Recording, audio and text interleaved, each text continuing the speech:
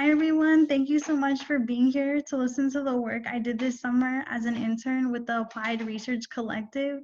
This summer, my overarching goal was to explore topics in biomedical engineering and to see how that relates to my major, mechanical engineering, and current trends.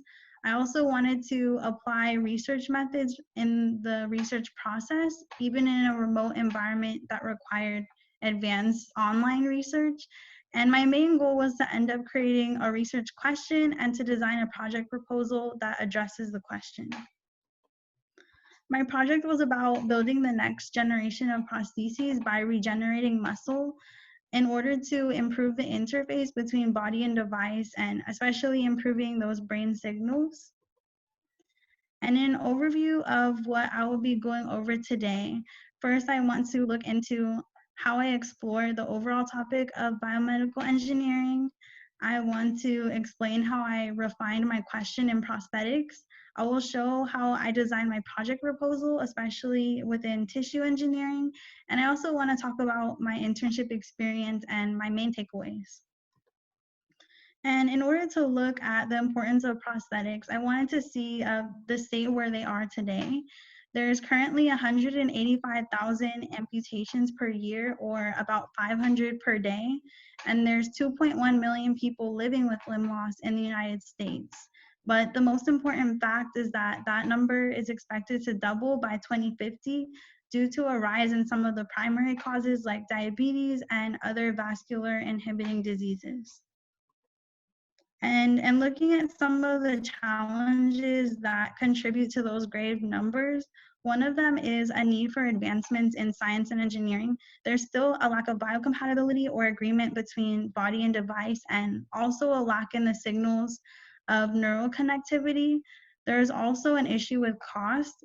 Amputees end up having to pay $150,000 more in lifetime medical costs, especially since most prosthetics are custom. And I also wanted to recognize the fact that restoring function with prosthetics is also about restoring humanity, which is evident in the fact that 30% of amputees experience depression, anxiety, or both. Also, amputees tend to face further health issues. Once they have one amputation, they're likely to have another. And while these last three factors are something I try to keep in mind, as an engineering student, I think the need for advancements is the area I could try to most address. And I wanted to look into what really is the lack of neural connectivity, and it is really missing true intuitive motor intent, or missing the ability to basically will your limb in an almost automatic way to do what you want it to do. And one proposed solution in the scientific community is AMI, which is a surgical model that reconnects some of those primary signals that allow that to happen. Another issue is lack of tissue, especially in solutions like AMI, because amputees tend to have not enough sufficient healthy tissue. And one way that can be addressed is through tissue engineering, which grows healthy tissue through engineering and cell science. The last issue is the lack of biocompatibility.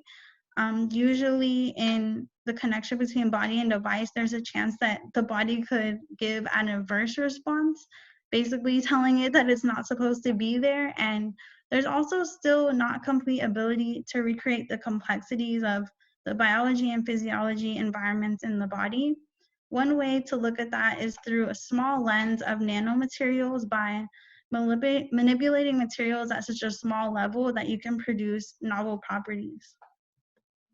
And my most overarching section of my project is AMI, or the agonist-antagonist myoneural interface, which is a surgical paradigm that occurs during the amputation procedure, where muscle grafts are taken from the patient and formed in an agonist-antagonist pair and allowed to innervate with transected nerves. The agonist-antagonist pair is two muscles linked together in a relationship where if one contracts, the other one stretches, and that stretching muscle provides a signal to the central nervous system, and specifically proprioceptive signals that are important in fine motor control, such as speed and torque. And then signals are also sent down to the prosthetic for control, basically telling it what to do. So AMI is important in restoring this bidirectional paradigm. And the reason why AMI is needed is because during the amputation procedure, in step 2, myodesis sutures the muscle to the bone. And in step 3, the nerves are transected and allowed to retract into the tissue. The limitation with suturing muscle to the bone is that it severs that agonist-antagonist pair that's really important to having proprioceptive signals. And the issue with transecting the nerves is that it leads to weak signals, and it also can lead to painful neuromas or stumps that form at the end of those transected nerves. So while AMI is a viable solution, it also requires amputees to have sufficient healthy tissue, which is only about 46% of the amputee population. Tissue engineering is one way to address that, which is using cell and material science to design engineering methods that basically grow tissue. Examples of tissue engineered elements are heart tissue, skin tissue, usually for grafts, and also muscle tissue that move limbs that are prosthetic in the direction of being bioartificial rather than towards the robotic side. And some of the major principles of tissue engineering are having your base matrix of a scaffold, having your living components, which are the cells, and also having growth factors and signaling molecules that enact the energy for the muscle growth. An example of tissue engineering skeletal muscle has been seen in many previous studies through the tissue engineered muscle repair construct. Its scaffold is the bladder acellular matrix, or basically a pig bladder that's decellularized and keeps some of those structural components such as collagen and growth factors. Cells are added, which have been different types of cells in studies. One study used the muscle progenitor cells, and the other study used adipose tissue-derived stem cells. And as you can see in the picture on the right, in part A, when you compare the uninjured muscle versus the injured muscle without repair, there was no improvement. But in part B, when you compare the uninjured muscle versus the injured muscle with the TMR construct, there's significant growth. However, when they performed force tests, they did not reach the ultimate strength of native tissue with this new construct. So we can look at this through a lens that is even smaller at nanomaterials, which are materials constructed and manipulated at a unit between 1 and 100 nanometers. And to give some context of how small this is, it's pretty much the size of proteins and receptors and those essential molecules in the body. And the main purpose of this is to produce novel characteristics at a larger scale, characteristics that could not be made like when you're trying to manipulate it at that larger scale. And carbon-based nanomaterials are usually used in biomedical applications because they have biocompatibility, which is the issue that I previously mentioned. They're also so small that they work very fluidly in living systems, and they have strong electric conductivity, which is important for sending those signals. And one of the scaffolds that has been proposed and showed promising results in improving tissue engineering is the carbon-based hierarchical or CBH scaffold. It is known to enhance the tissue regeneration because it has two main components. One, it has aligned carbon fiber mats, and that's what we can see here with these sort of cross-hatched fibers. And because it has these highly aligned fibers, it facilitates the fusion of myocytes into myotubes, which in this process is the essential part of being able to fuse elements together to basically make the next biggest thing in muscle growth, and ultimately make muscle fibers that contribute to a hierarchical structure in muscles, which really means that in the muscle, every bigger element is made of bundles of a smaller element. So in the second component, it also contributes to this because it has arrays of carbon nanotubes on the surface of fibers, or these dark gray elements. And that contributes to nano roughness, wettability, and greater surface area. So allowing liquids to stick to the surface, but also allowing for cell adhesion through the roughness promotes differentiation of individual myoblasts into myocytes. So in an overview of the approach for my project, AMI does restore that bidirectional signaling, but it also lacks native tissue for many amputees and kind of limits that accessibility. And one way to approach that is through tissue engineering to replace those muscle grafts, but tissue engineered has not proven to be as strong as native tissue yet. And looking at an even smaller level, it's possible to enhance the tissue engineered muscle repair construct for its growth, but that has not been proven to be successful in the tissue engineering sect, but also in the AMI paradigm. So my overall perspective was to think really small to get bigger results and also to bring this interface closer to its biological roots. So my overarching question is tissue engineered muscle a viable alternative for muscle grafts in AMI? And within that, can skeletal muscle engineered with carbon-based hierarchical scaffolds function comparatively to native skeletal muscle tissue? And in being able to test this question, I wanted to create my own tissue engineered muscle repair construct. In looking at previous studies where they used the bladder acellular matrix and the two different types of cells, the only difference in my construct would be changing the scaffold for the carbon-based hierarchical scaffold instead of the bladder acellular matrix, and still utilizing the host as a mice model. The reason why it's important to replace BAM is because the carbon-based hierarchical scaffold has a lot more control at the nano and micro scales that specifically address enhancing the tissue regeneration process. Nano roughness, or basically the surface being rough enough for cells to adhere to the structure, really does contribute to the differentiation of cells, and also wettability and highly aligned fibers contribute to the fusion of further aspects such as myocytes fusing into myotubes and myotubes fusing to form muscle fibers, whereas the bladder acellular matrix relies on maintaining some of those structural components after it's decellularized and assuming that it will be able to function the same when put into another animal. So the CBH has a greater focus on that hierarchical architecture and can more precisely control that muscle regeneration. In my experimental design, I wanted to compare native tissue to tissues with the BAM scaffolds that have both cells, adipose tissue derived cells and muscle progenitor cells seated separately, and then also the CBH scaffolds with both cells seated separately. So trying to see if the CBH scaffold can reach the level of forces compared to native tissue, but also seeing if it does better than BAM, and then also trying to test the reproducibility of comparing native tissue to the BAM scaffolds.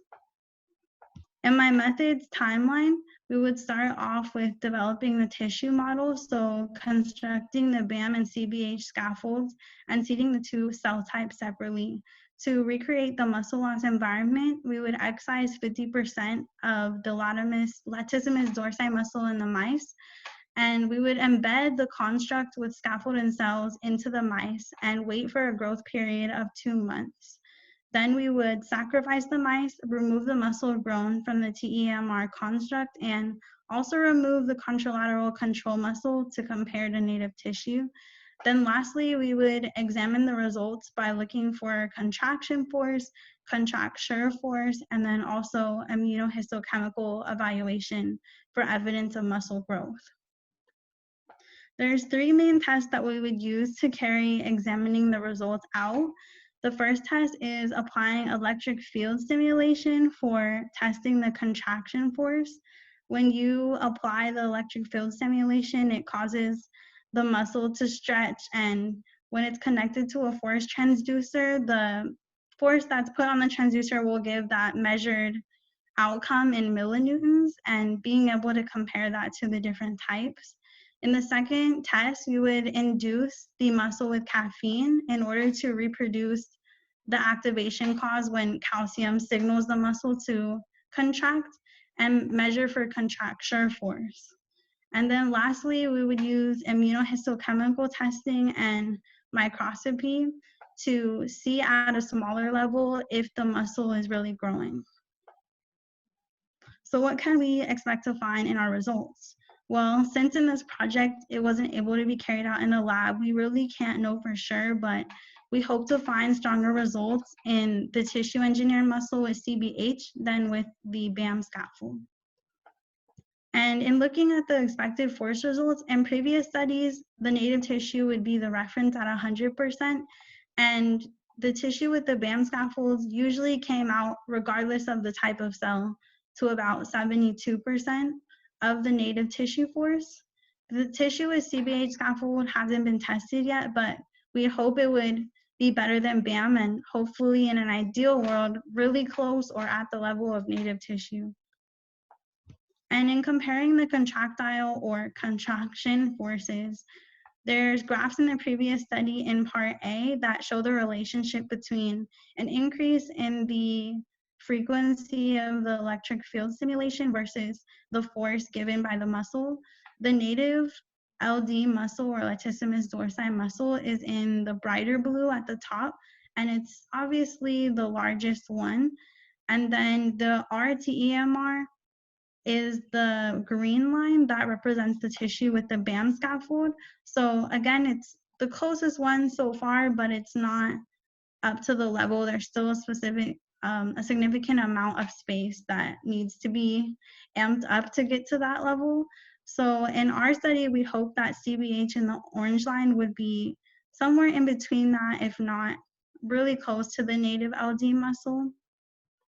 And in comparing the contracture forces in previous studies, in part A, the native LD muscle gave about 40 millinewtons per millimeter squared, and the tissue with the BAM scaffold gave around 28.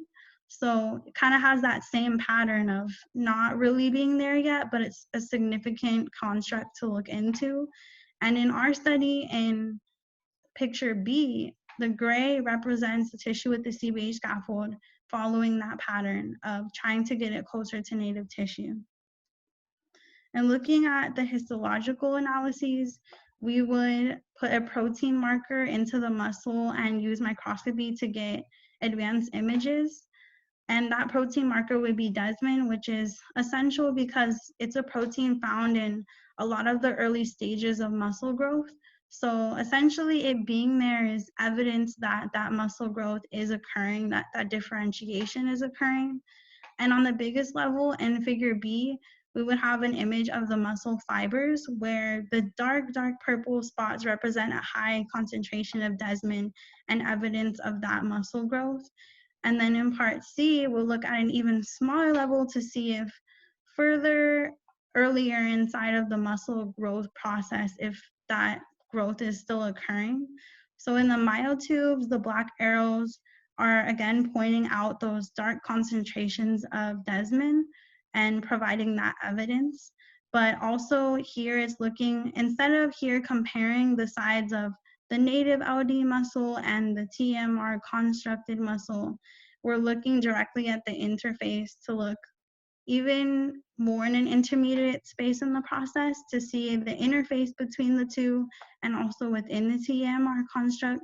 And then at the smallest level, the very beginning of the muscle growth process, we would take a look at myoblasts and see how in previous studies there were these white arrows that also show the presence of desmin, and ultimately showing that at every level of the growth process, there's this essential protein that's part of that differentiation and ultimate success in progressing the growth.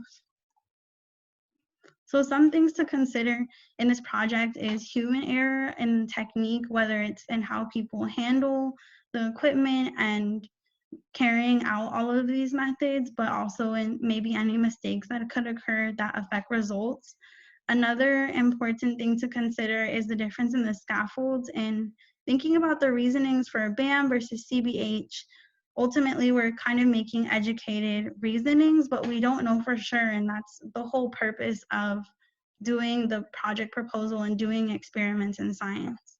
And in terms of biological variability, it's hard to predict sometimes how cells would interact with the matrices.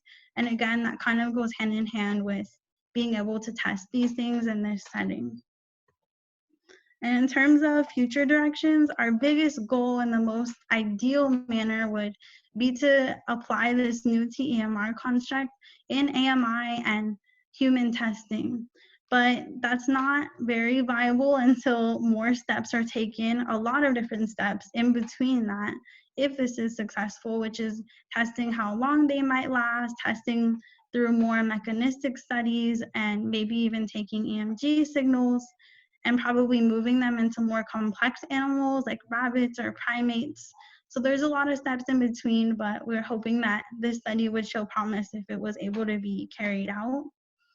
And in my experience with this internship, I was able to complete this project in an 8-week remote setting with guidance from a mentor and keeping myself on track, since this is my first time ever creating my own theoretical research project, but also a lot of time being self-guided, so having to keep that certain tenacity.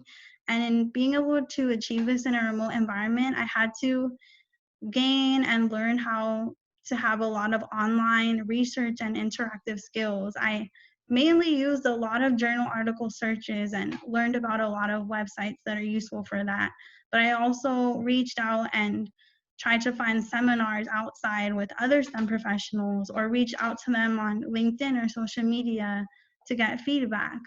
So some of the challenges that came along with that was not being able to have the hands-on experience to kind of understand in that hands-on way how these things work.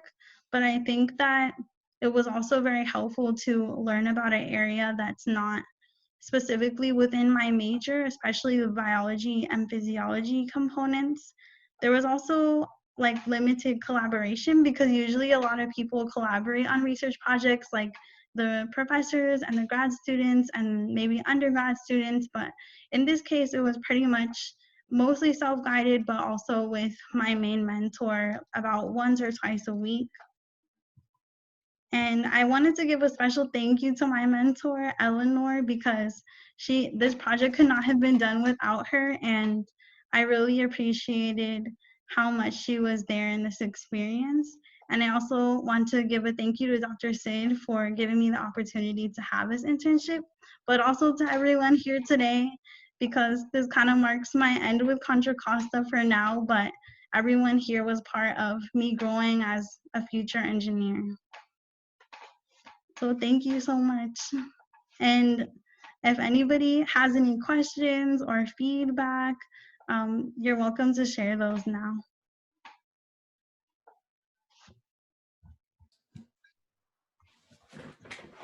It's very impressive, actually. I'm not like expert on this field, but I can I feel that your presentation is very professional, and you're well prepared for this presentation as well. I can see that you put a lot of effort on this subject. I kind of learned from your presentations as well. Well, to a lot of things I because it's not my my field, so if I say something wrong, please forgive me. I saw one of the slide that you put, like page 27, if you can go back to that slide. Because you're making like a prediction. One thing I don't understand is that electric field frequency. What does that to do with the force? The other thing I want to ask is that you make a prediction, the CBH model. How do you come up with that prediction to be in between the blue one and the green one? Did you have some like reasoning behind this? Yeah, so basically my prediction stems from basically comparing the BAM and the CBH scaffold. I think that if we can control the regeneration at like a really small scale, kind of how I was explaining, controlling manufacturing the scaffold in terms of like getting specific properties like the nanoroughness and the wettability, allows to like really guide those steps in the process of muscle regeneration. So kind of based off of that, just trying to make like an educated prediction about hopefully if the muscle growth is enhanced, then we can basically get like stronger muscle and get better force results. But yeah, ultimately we don't know for sure. It's kind of like we would really have to test that to make that claim.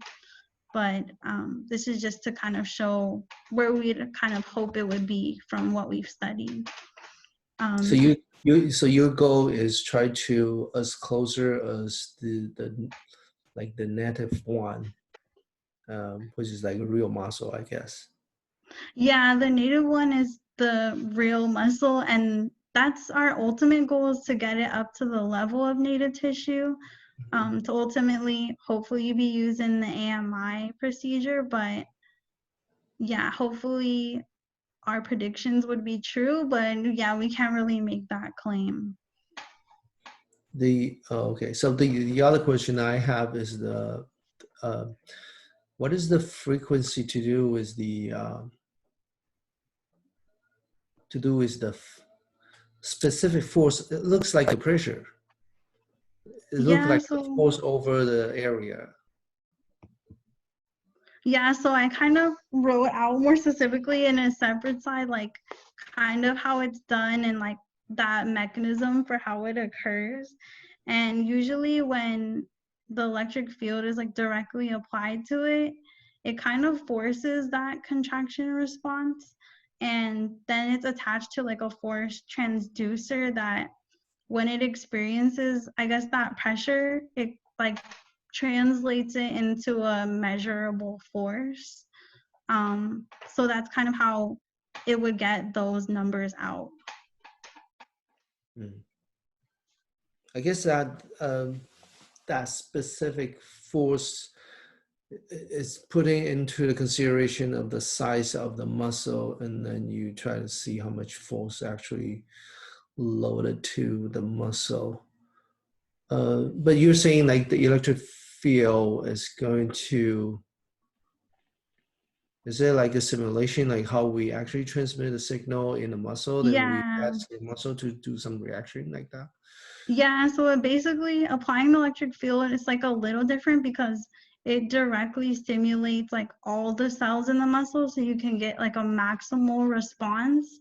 So I guess in this test, it's different because there's more dynamic interactions and like ways our muscle can contract, but this is kind of getting that maximum response by stimulating all the cells directly at once. Okay. So is that like a tensile strength that you're talking about, like, which also has units of force per area effectively? Yeah, it's like tensile force. Uh, Yeah, tensile. so a tensile strength. So is Stress. this? So can I? Yeah, like the stress, right? Yeah. So Yeah, can we uh, can we think of this kind of uh, in keeping with uh, like a stress versus strain plot for uh, for like construction type materials? Is that a good analogy? um I try to think of it more as like it is pretty much the stress, like trying to see like at what how far the muscle can go, like to kind of determine where it's at with versus like how much it's grown. But Okay. I think it needs to be like more developed. A lot of these tests are very preliminary. It kind of sucks how much a lot of this hasn't been looked into yet, um, in prosthetics. And so I also wanted to echo uh, Professor Liu's comments that your presentation was amazing, and um, also outside of my field of expertise. But uh, I think a measure of a good talk, when I've gone to talks outside of my area, is when I feel like I've been able to learn something from it, and I feel like I learned something from your talk. So I wanted um, to stress that was impressive. I enjoyed your talk. Um, I had a couple of questions. So one, the scaffolding, is so is this meant to be done outside of the body, and the muscle is brought into the body after it's grown on the scaffolding, or is it in situ where you would try and grow this like in the host? How does that work? And also, this isn't fair, and so I'm not asking for an answer to this. I want to preface that. But in non-biological systems, so I do have some experience in epitaxial growth for non-biological systems. I do, electronic device physics. So there kind of the growth actually is really important. And so one of the things that I've looked at in the past is self-assembly, and I don't know whether or not this whether or not the scaffolding is something that is a self-assembled monolayer, or could you describe the scaffolding, I guess, is the really long-winded, winding question. Yeah, so I'm gonna go back to one of the slides just to help Please. look at the timeline. Yeah, so it's kind of like a complex process, but basically the design of the scaffolds is first outside, like ex vivo, and then the scaffolds are embedded with the cells. But prior to being like put in the mice model, they're preconditioned in a bioreactor to basically stimulate those initial stages of the growth through like stretching and relaxation. And then once they get that first process of the growth going, basically, then you put that construct into the mice and let it grow in vivo. So it's kind of like a hybrid. Like you kind of start it off outside and then let it grow inside. Because I think putting those pieces together, like the cells and the scaffold, and because it's not using like the BAM construct where it's basically taking those original structural components, you have to basically kind of get it going before you can just put it in there and expect it to start growing. So does the scaffolding go too, or is that once it's started the growth process, do we still need the scaffold, like for the in vivo part? Is that the scaffold?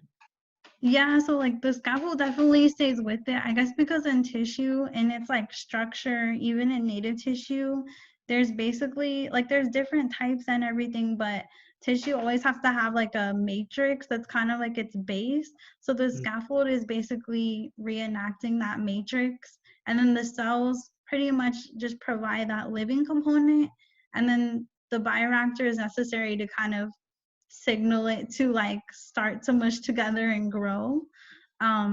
So it's definitely a huge part of like recreating the tissue structure, keeping the scaffold within it.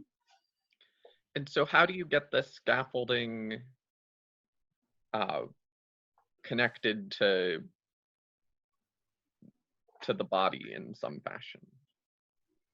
Yeah, so the scaffolding, it's kind of interesting because I always was amazed in looking into that, like how do they get muscle to regenerate, especially when they like use muscle grafting.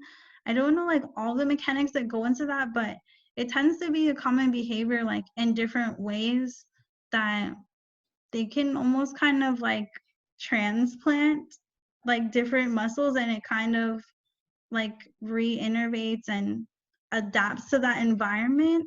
It's kind of crazy, and I don't know all like the properties of that, but it's kind of the same idea of muscle grafting, where you could take muscle from a different part of the body and implant it there and like pretty much expect behavior not that it's going to always be ideal behavior, but expect behavior of that muscle trying to like regrow within that new environment. So that's kind of what we were expecting the behavior for this to be, especially since that's what happened in like past studies that implanted scaffolds with cells into mice models. And your model is trying to use the narrow material from the carbon-based, right? Yeah. So I'm just imagining, since it's like a narrow scale, how do you implant the muscle on top of that structure? Do you like manufacture the narrow material into some kind of pattern and put a muscle cell on top of that they grow based on? Yeah, so I think there was another slide that has some, sorry.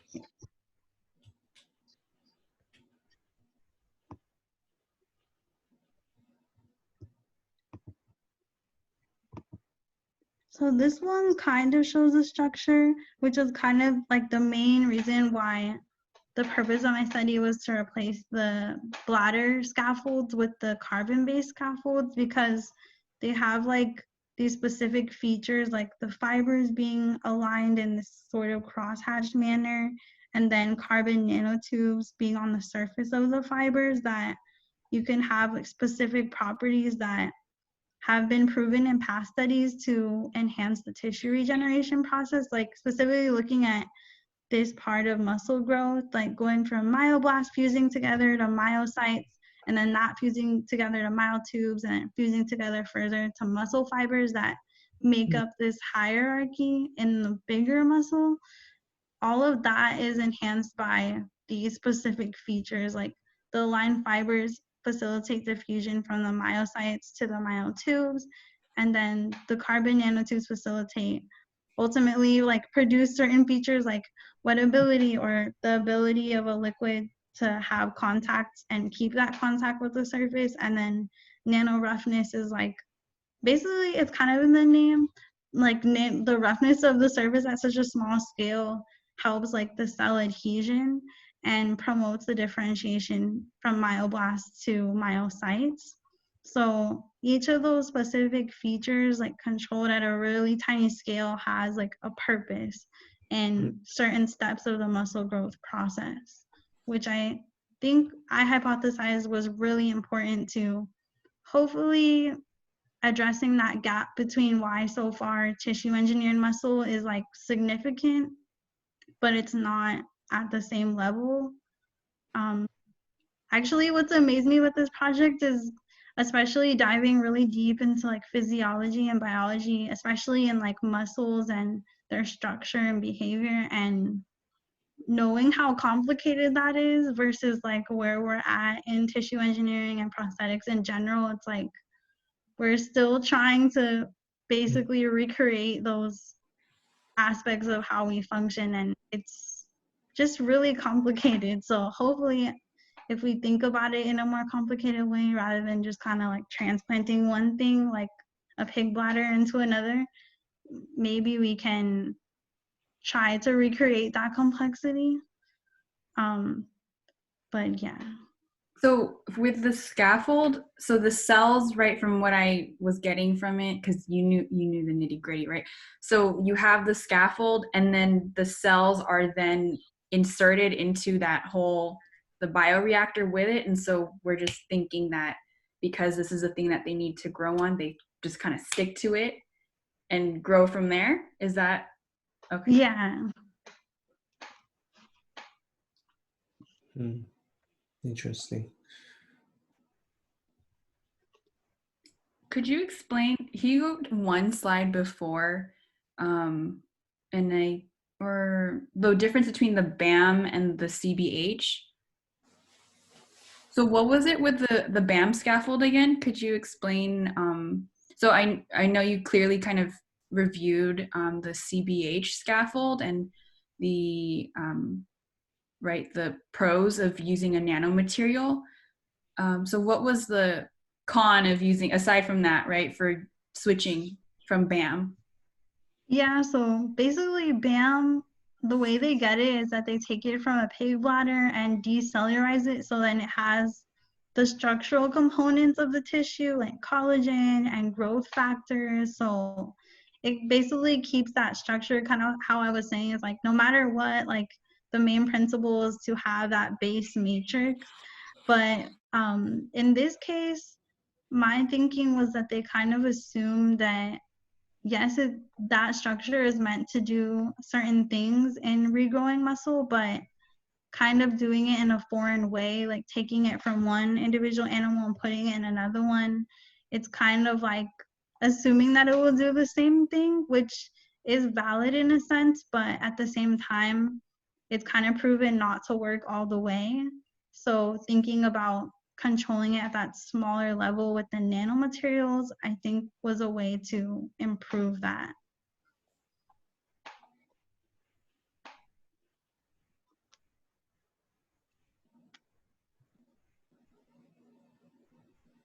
Any other questions, comments, suggestions? This is well, I think it's a very for me it's like a complicated project to do. It's certainly it's not done like just by one person.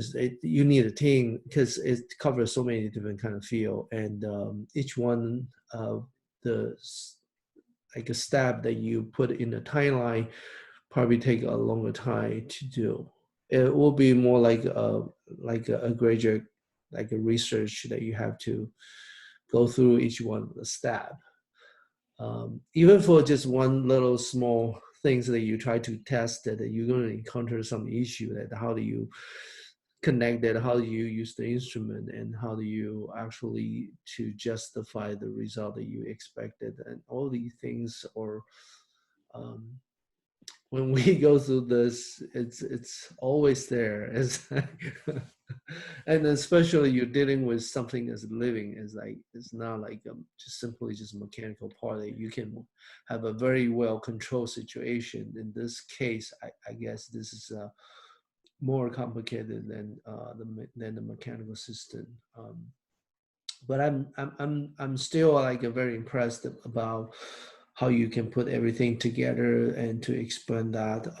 Even though I still try to observe some of the things that you were talking about.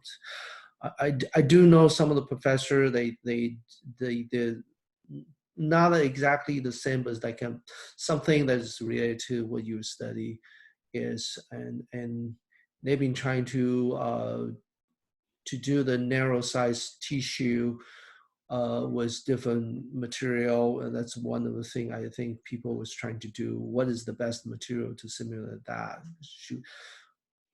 Certainly the living material, the living tissue, if we can actually grow it, that would be the best. But you try to use some like the narrow material, like the seeding of that, and you use that to grow in a certain way that you want it to be. I think it's the genius idea to do.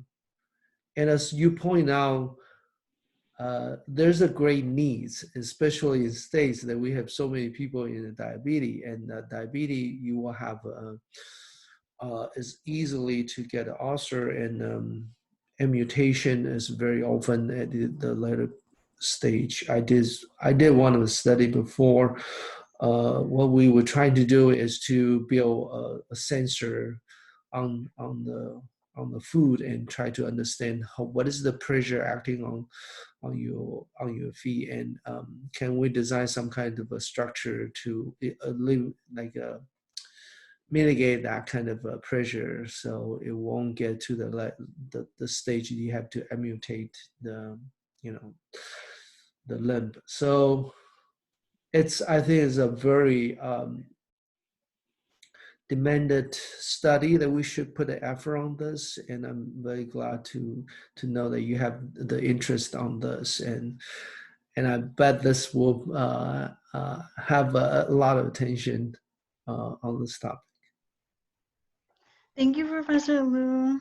I've always been interested in prosthetics, but this was my first time able to do an actual project on it, and it was a little bit tough. Kind of the way me and Eleanor always talked about it is the way my mind, I've never actually made like my own research question because I had my first internship last summer, and the way those RUs usually go is that you kind of jump onto a project that's already going on and you do contribute to the critical thinking conversations like along the way, but actually trying to take a step back and make my own research question and project for the first time was really cool. And I think I gained some skills that I'm definitely building on over time. And this is one of my favorite things because I feel like all engineering has like a connection to helping people, but I feel like prosthetics and biomedical in general kind of makes me feel like I'm directly contributing at least to people's health and livelihoods.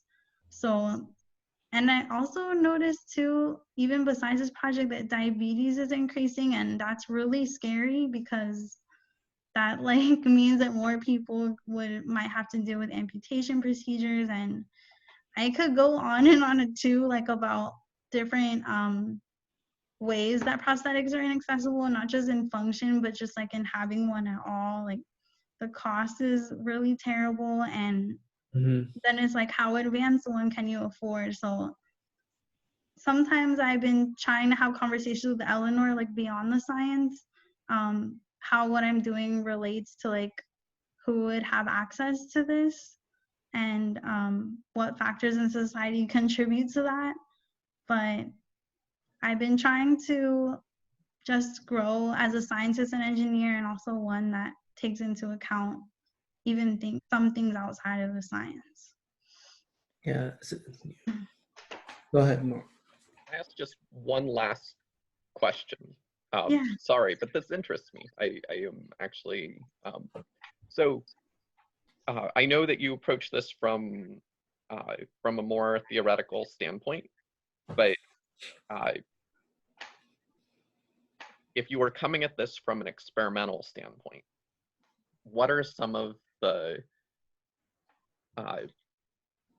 avenues that that you would probe to kind of look at this? Like, for example, you're talking about carbon nanotubes on kind of like a carpet model. Well, would you want to explore stuff like the diameter of the nanotubes? Would you want to restrict it so that that you were looking at size selected nanotubes that have the same diameter? Is that something you don't think would matter?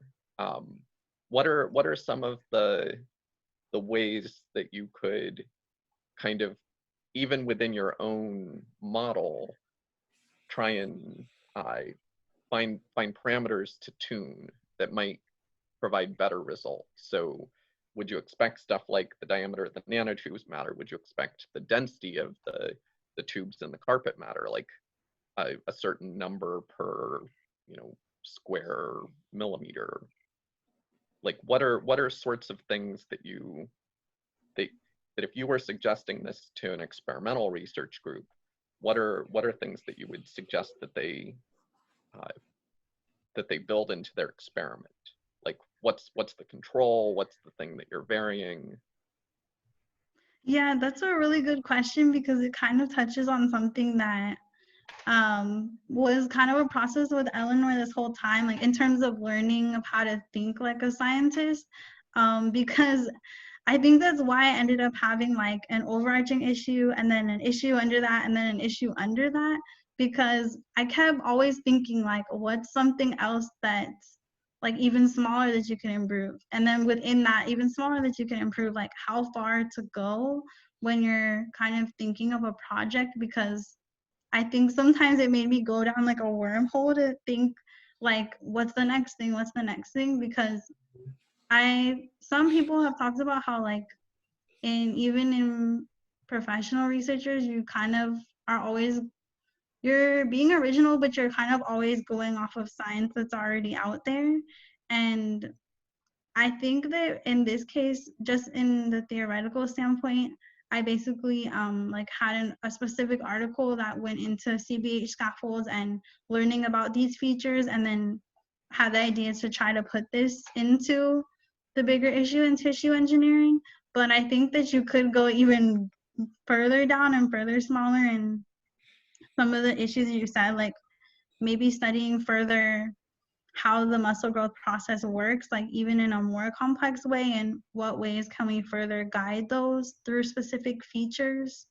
I'm unsure right now, like of what specific features could enhance it further, but I think that's the approach that I would take, is like what steps in the muscle growth process have they already addressed versus like other steps that they might not have yet. I think that's kind of the lens that I would take. But Do you have some suggestions? I think what Mr. Wong was also asking is like, what are some other considerations? So if you were to, right, if say you were an engineer who's working with people who are doing this project, and you're particularly working with the nanomaterials, right, and they're just assuming like as biologists, okay, we're going to put it in, we're just going to do this, and it's going to grow, right? So we have all our biological factors. You tell me about this nano thing. So for example, we have what are the ingredients, right? And so how much of one thing, or like what type of what thing do we need to hopefully make that one dish that we want? So when Mr. Wong was asking about right, the diameter, what are the other properties of that structure for the nanomaterial, and then also with the other components, like how much of what, right? Do we just all put it together? Does like the size of it matter? What are the other features of the function, like the functionality? Would you have to think about, or if you were to consult somebody about, like, if you want to think about it that way, right? What are some, from what you've read and from what you understand, in that thinking process of how can we make that first step really work, right? So seeding the cells onto this material.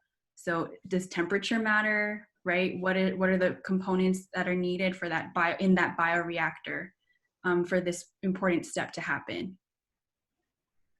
yeah, I think looking at a lot of the physical characteristics would matter, like in the carbon nanomaterial, maybe in the way that the fibers are aligned, like they're kind of aligned in a crosshatched manner. Maybe they can be aligned like in a different way, maybe not so like crisscross, or like maybe because in regular muscle fibers, they're like these striated fibers that are kind of all not parallel, but like in line with each other, and maybe recreating that could help. And I think at the stage of growing it, I think temperature is a really good thing to look at, because we have like our bodies are really specific to a lot of those conditions, and like keeping a certain temperature, and I think that would be important in contributing to the growth too. Yeah, I think Mark proposed a good question, like what's your next step? Your presentation is more like a strategic plan for this whole thing to happen, but as I said, each one of the step is going to have some challenges. So if you think deep, I certainly encourage you to go to the graduate school after you finish your undergrad. You have that potential that if you think deeper than each one of the step, doesn't have to be the temperature, but you might want to do more like a research, like a paper study, like what other people did and what's their conclusion. Are they come up with a solution or not? And then can you think about something else, or you can approve their idea, doing your experiment to see, is that really true? Is that reasonable to the way that you think that it should be? If not, then you probably have some goal that you wanted to think about, maybe change the pattern of the neural tube, or maybe change how you imprint the cell, or change the environment, how you grow, anything that you can think of. And all the research, normally we just allow a few things to change. We wanted to make the rest of the thing to be controlled. So you can find a relationship one by one that would be easier to handle. Yeah, I think that just wanted you to think about this in the future. Yeah, I really appreciate your guys' feedback because I think this summer was really cool, like even building just to make the theoretical project, but then even further, like trying to see how I can think deeper in terms of like Mr. Wong said, how this would be applied as an actual experiment. And if, you know, like being interested in grad school and stuff, I think this was a step in getting me closer to learning how to think in the research process, but there's still always like room for improvement, and even not just improvement, but learning what those next steps are to improve. So your guys' feedback was really helpful to make me think of where I would go even beyond this internship, how to keep improving. Impressive. I honestly, if you if you stayed on the path that you're working on, I really agree with Professor Liu. This is you have grad school potential. You really you approached this problem in a manner that more than just collected some information. You've clearly given some thought as to how to synthesize it and how to bring it forwards, and that's that is quite impressive. So so I hope that you do consider following further down this path. Mm-hmm. I did want to mention too, so out of the 8 weeks, 6 of it was mostly reading. I made her go through article, and she always came back with really great points. So I always loved how you came with like really specific questions. So it showed me that you were really thinking about this and how the process works. And so to get to even this question, or the main question that we have here, was maybe 5 more questions on top of that. And I was like, Lisette, we can't Frankenstein muscle to just boom and work. And, you know, what are some other things that you can think about? And then she's like, I found like 12 more articles. I need another week. So, you know, and then getting to understand like the biology and like the physiology. So I think one thing that really stood out too when we were going through this was I was mentioning, or Lisette mentioned like a bigger pattern about how important it is to, you know, have work with a bunch of folks like in different fields too, and really have like that knowledge base like coming together. So that collaborative effort in science, which is like incredibly important. And then also some other skills that she caught on pretty well with was, and I wanted to highlight, aside from taking very dense material and being able to, you know, break it down, for somebody who is not familiar with biology and physiology, especially something as complicated as physiology and muscle in particular, right? So the biggest point where Lisette was at was like thinking of the prosthetic and just that big piece and, you know, how does that really work? But even going down to, which why I was so surprised about the nanomaterial portion or the direction this went into, because it's at the smallest level of understanding like cells and how that then brings in physiology, I thought was really impressive. So being able to scale down and really understand and show me that like, hey, Eleanor, I'm not only just interested in it and thinking about how cool this might be, but how it really can come together in actualization, right?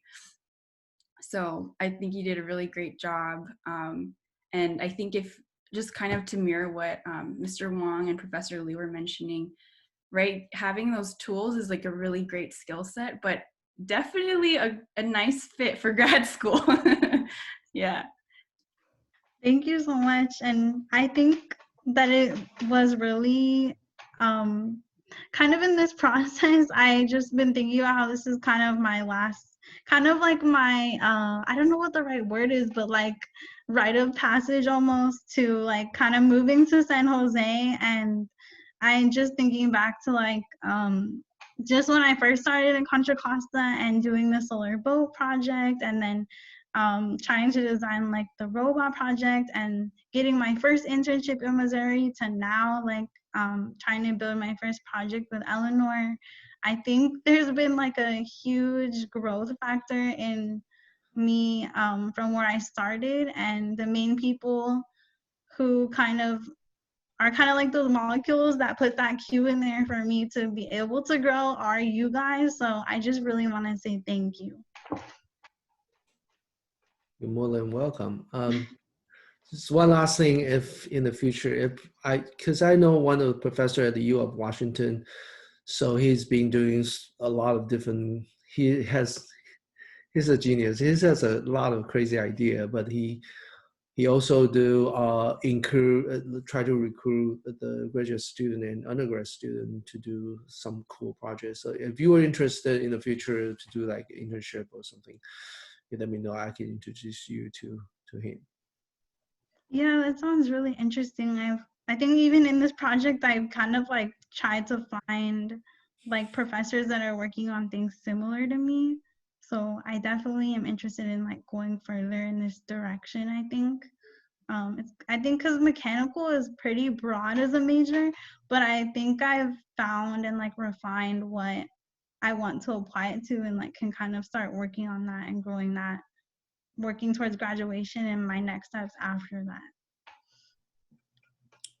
Great job. Great. So I think that's it then, if there aren't any other comments or suggestions. So thank you all for taking the time. It's much appreciated. This was really, kind of like a practice run for her. And I just wanted her to be able to have that option to share this kind of, her project with you all. So thank you for taking the time again.